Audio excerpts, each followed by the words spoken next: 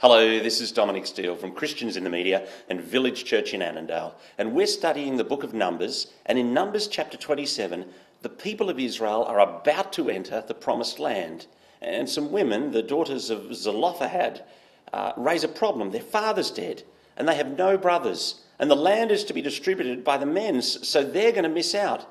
The solution that Moses describes is to allocate them land. But just get the significance of the story. See, the women wouldn't be saying, what about us? What about our piece of cake? If they weren't sure that the cake was about to be distributed. They have a confidence that God's promise to give them the land is about to come true.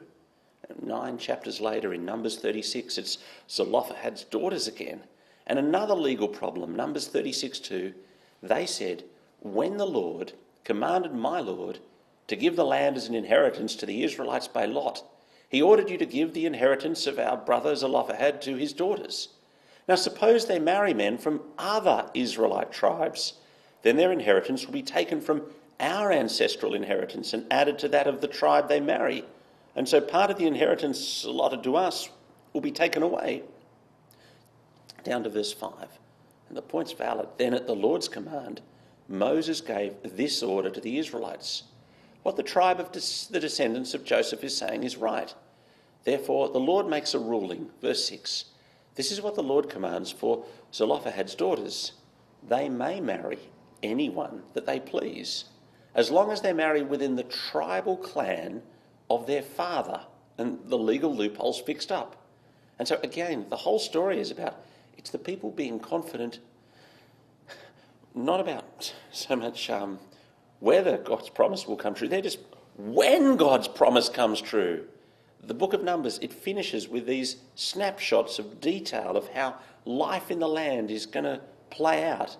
And they're so confident it's going to happen. It's about to happen. See, if you lived back then in the days of Moses and Joshua, you couldn't make a bigger mistake than to abandon the promise of God.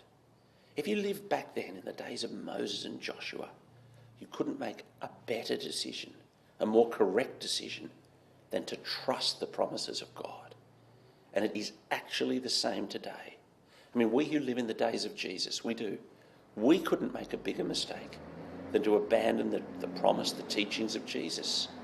And you couldn't make a more correct judgment than to trust in the promise and the teachings of Jesus. The Jesus who died for us, who rose again, who sits at the right hand of the Father, who teaches us how to live now in order to please him. Let us learn to trust him, just as the daughters of Zelophehad trusted their Lord in the days of Moses and Joshua.